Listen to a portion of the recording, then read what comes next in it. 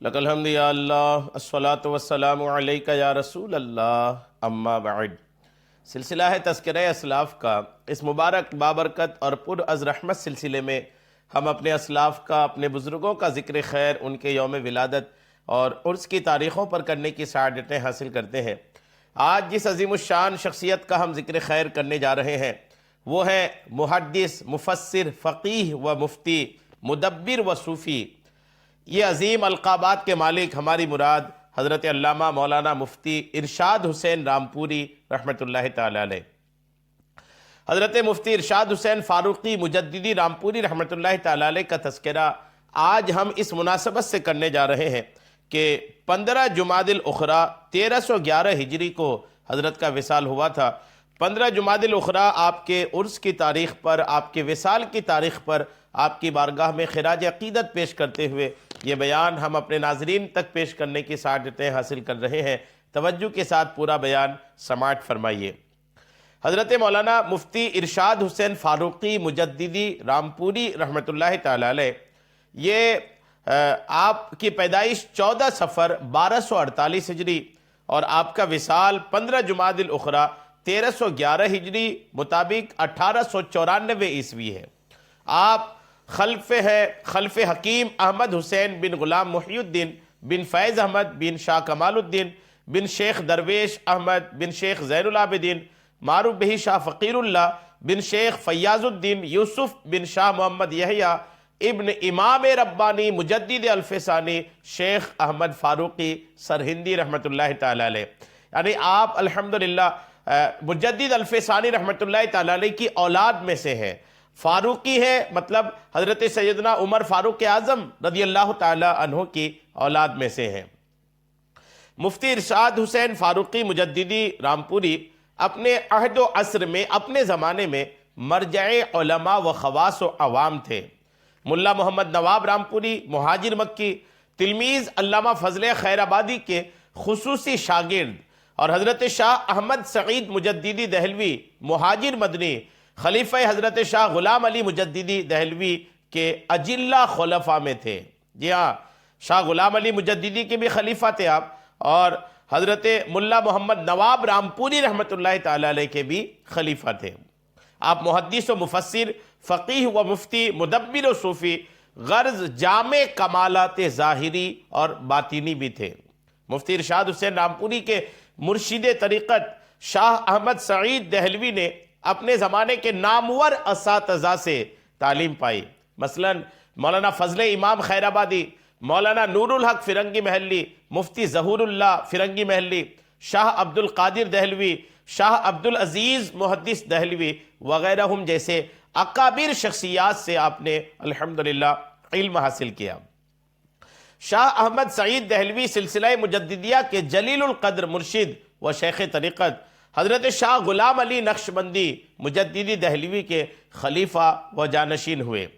حافظ احمد علی خان شوق رامپوری آپ کے مختصر احوال و آثار اس طرح بیان فرماتے ہیں کہ آپ کے بزرگ سرہند پنجاب پر سکھوں کی تعدی اور ظلم کے بعد بریلی آئے، اور آپ کے دادا غلام محی الدین بریلی سے رامپور تشریف لائے۔ مفتی ارشاد حسین مجددی کی ولادت رامپور میں 14ویں صفر 1248 ہجری کو ہوئی۔ کتب فارسی اپنے والد اور شیخ احمد علی اور اپنے بھائی مولوی امداد حسین سے پڑھی۔ حافظ غلام نبی و مولوی جلال الدین، مولوی نصیر الدین خان سے صرف و نحو وغیرہ کی تعلیم حاصل کی۔ لکھنؤ جا کر کے کتب منقول پڑھی۔ رامپور واپس آ کر ملا نواب سے باقی ماندہ کتب معقول وغیرہ کا درس لیا۔ ملا نواب صاحب نواب خلد آشیاں کو بھی پڑھاتے تھے۔ نواب صاحب کو مذہب امامیہ کی تعلیم دینے کے لیے 2 علیحدہ آدمی مقرر تھے۔ جس قدر عقائد امامیہ کی تعلیم ہوتی تھی، مولانا نواب اس کو نواب خلد آشیاں کے صفحہ خاطر سے محو کرا دیتے تھے۔ نواب جنت آگاہ کو یہ حال معلوم ہوا تو ملا نواب صاحب کی صحبت سے منع کر دیا۔ پھر آپ یعنی مولانا ارشاد حسین رامپوری یہاں سے دہلی آ گئے۔ ملا نواب صاحب بھی رامپور سے ترک تعلق کر کے دہلی چلے گئے۔ ملا نواب کی ہدایت سے آپ حضرت شاہ احمد سعید رحمۃ اللہ تعالی علیہ سے بیعت ہوئے، اور کمالات باطنی حاصل کیے۔ اپنے پیر و مرشد کے صاحبزادوں سے کچھ شکر رنجی بھی پیدا ہو گئی تھی، مگر حضرت شاہ احمد سعید نے اس کو رفع دفع فرما دیا تھا۔ آپ حضرت شاہ احمد سعید کے اجلہ خلفاء میں سے تھے۔ شاہ احمد سعید صاحب 1857 کے غدر میں ہجرت فرما کر کے مکہ معظمہ کو روانہ ہوئے۔ آپ کو پانی پت پنجاب سے رامپور رخصت کیا۔ کچھ دنوں کے بعد مولانا ارشاد حسین محمد موسیٰ بخاری ایک خادم کو ساتھ لے کر زیارت حرمین شریفین کو گئے۔ یہ سفر پیدل 8 ماہ میں ختم کیا۔ جی ہاں، حرمین شریفین کی زیارت کو گئے، 8 مہینے کا سفر تھا، اور آپ نے الحمدللہ پیدل اس کو طے کیا تھا۔ 1 سال تک وہاں حاضر رہ کر پھر رامپور آئے تو ملا فقیر اخوند قدس سرہ کی مسجد کے حجرہ میں 9 مہینے میں قرآن پاک حفظ کر لیا، اور ایک بیوہ سے آپ نے عقد کر لیا۔ توکل پر گزری تھی، پالکی میں آتے جاتے تھے، کوہار نوکر تھے، خوش لباسی، خوش اوقاتی اور خوش اخلاقی سے زندگی بسر کرتے۔ نواب خلد آشیاں کو نہایت محبت تھی اور بہت ادب و تعظیم بھی کرتے تھے۔ اوراد و وظائف، حلقہ مراقبہ، ذکر وغیرہ سے کوئی وقت آپ کا خالی نہ تھا۔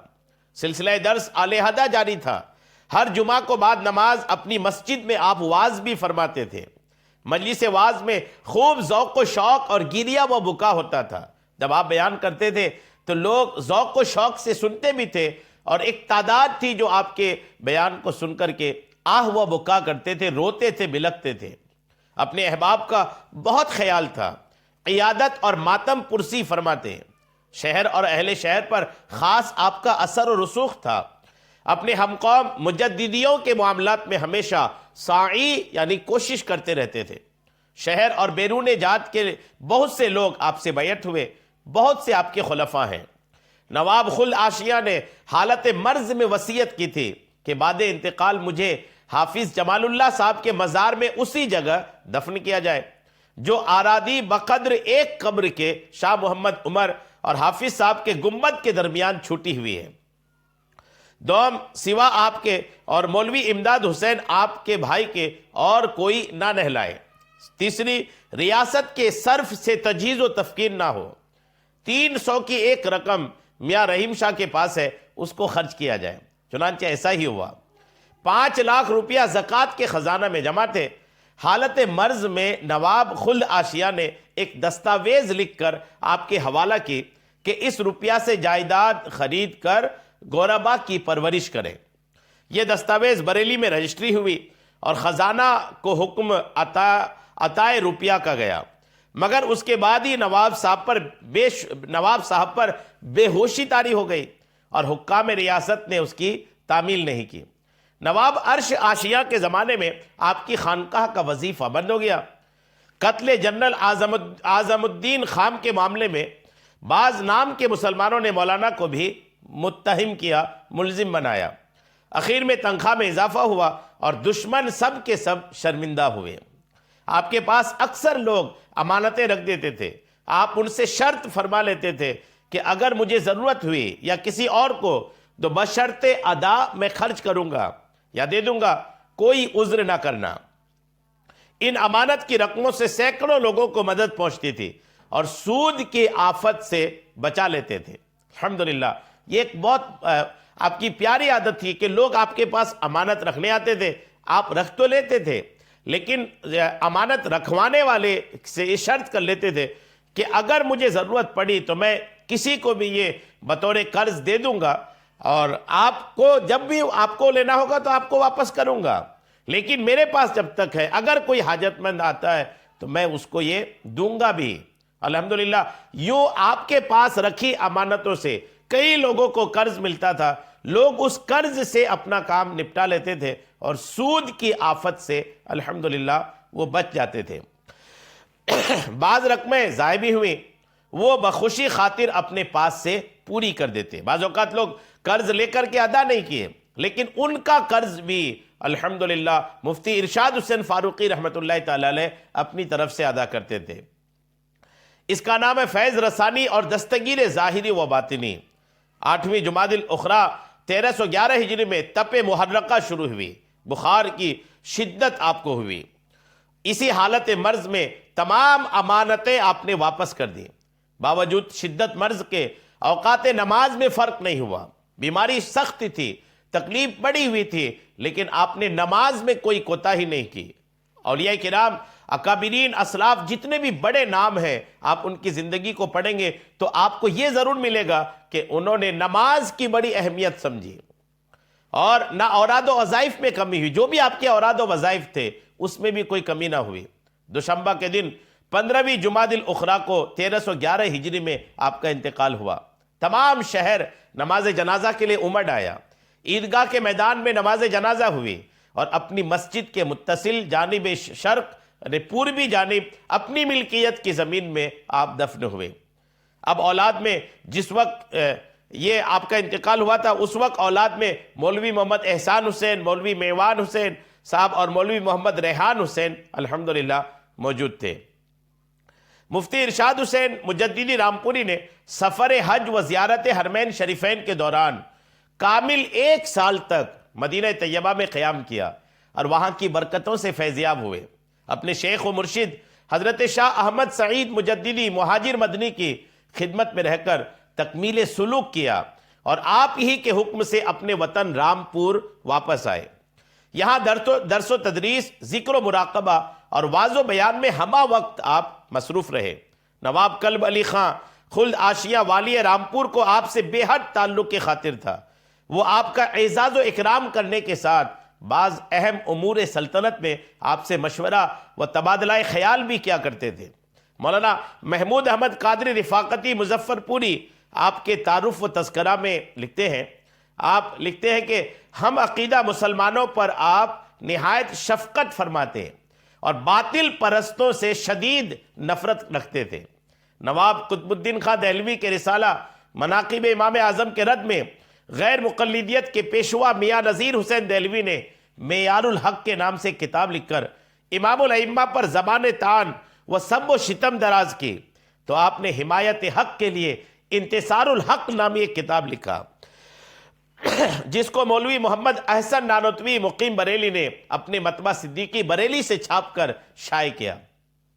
حضرت مولانا سید دیدار علی شاہ الوری، حضرت مولانا شاہ سلامت اللہ رامپوری، حضرت شمس العلماء علامہ ظہور الحسین رامپوری، مولانا عبدالغفار خان رامپوری، مولانا شاہ عنایت اللہ خان رامپوری وغیرہ آپ کے نامور تلامذہ و کبار علماء اہل سنت میں سے تھے۔ اول الذکر کے علاوہ سب کو طریقہ نقش بندیہ میں آپ سے بیعت کا شرف حاصل تھا۔ مشہور معتزلی عالم شبلی نعمانی نے رامپور میں آپ سے فقہ کا درس لیا۔ اعلیٰ حضرت امام اہل سنت مولانا شاہ امام احمد رضا خان فاضل بریلوی آپ کے علم و فضل، زہد و تقوی کے بڑے مداح تھے۔